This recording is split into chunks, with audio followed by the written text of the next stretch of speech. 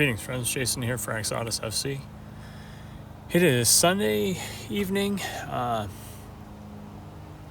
a lot of Spurs news today. It sounds like Emerson is very close to completing his deal to Milan. Just a couple more details to be worked out, but it sounds like he's maybe going to go for 15 million euros plus bonuses or something like that. So that works out to be like 12 point something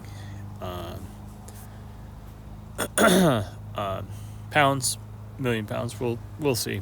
I think it's interesting that we were playing him in the most recent game, but presumably he's going to be moved on within the next few days. Really, the main topic I wanted to cover today was the big test for U.S. women's national team under Emma Hayes, their biggest game to date against Germany, and they passed with flying colors. 4-1 victory. Brace for Sophia Smith. Mal Swanson chipped in a goal, and also, I think I don't know remember the exact stats, but I think she had at least one assist probably on one of the other goals. Also goals from,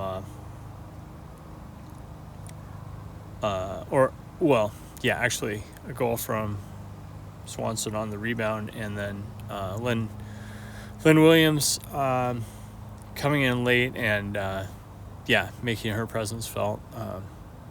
Always cool to see her do well. Considering she's the NWSL's all-time leading goal scorer, and yet has always kind of been a fringe or at least more sub for the U.S. women's national team, and made the World Cup most recently as a last after an injury kind of thing, last selection. I always like seeing her do well, because she hasn't been one of the most prominent names for whatever reason, but definitely you gotta like the front three of Swanson, Smith, and Rodman. Just fantastic young lineup for the team, and I'm thinking, barring injuries and that kind of thing, their U.S. Are set for the next couple World Cups with them. But anyway, great to see them playing so well. Emma Hayes is doing a great job so far. Very exciting in that regard. Really, the only complaint at this point is the ongoing, or the only player that I feel like isn't, playing all that great is Lindsay Horan. Man, it's frustrating seeing her get knocked off the ball and give it up, and she did have some good long transitional diagonals, kind of getting our break going. So I will give her credit where it's due on that. But I feel like she has never lived up to the hype for me. Very frustrating player at times. And she needs to do better as the competition increases. So hopefully that will happen. But overall, very entertaining first half in particular. Second half, Germany made some adjustments, and presumably, and U.S. weren't able to find as much joy. But unlike that crazy Zambia-Australia game, which is like a whole topic in itself, U.S. did a good job of just being patient and controlling things, not going crazy and giving up easy looks. Although Germany did have a couple chances, and we had to clear it, and Nair had at least one really good save. So it was definitely closer probably than it appeared. And I could definitely see Germany, showing up later in the tournament. But at any rate, with that win, US have guaranteed themselves,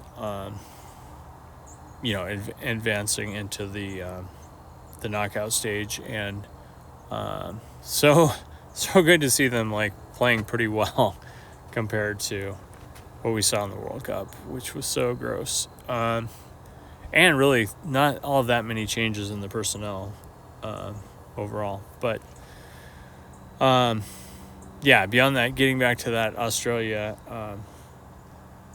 Zambia game, that was madness. And actually it was sad because Zambia was playing so well and had I think the lead was still 5-3 when I tuned in, and then it was like the wheels completely fell off and they just completely imploded, and their keeper made some real terrible mistakes, and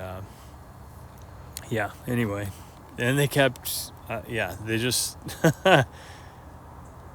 played so direct, and it was kind of madness compared to what I'm used to seeing. So wide open, entertaining, but also kind of gross at the same time. Anyway, and so I was disappointed for them, because to be up that much on Australia and then to give it away like that, just heartbreaking. Hopefully US will handle Australia, but we'll have to see. And actually, hopefully, with the tight turnaround on the games in this tournament, hopefully Emma Hayes will rotate some players so that we're fresh going into the knockout stage. Curious to see how that lineup shapes, or see if we, Lynn Williams gets a start or not. One thing I'd add too is it was fun tuning into the Sam Yu is now that she's retired, kind of one of her big gigs is working with the Men in Blazers with their women's coverage now, and anyway, she's super entertaining and funny, but also pretty analytical and insightful, and so it was interesting to hear her after the game, and talking about it with Roger, and also with the Collins and stuff, and of course her best friend is Lynn Williams, so I was curious to see her reaction to that, and it was kind of it was fun to hear her talk about that, and contrary to what people might think, or maybe didn't realize that she talked about, is when she's watching games like this, she's very analytical and not one to get super hyped up and exuberant or whatever, despite what people might think. And so it was it was fun to hear her talk about that, and I'm looking forward to watching more of her on YouTube and checking out her podcast more, because I'd known about it for a while, but I hadn't really followed through on and I've always been a fan of her social presence, because she's a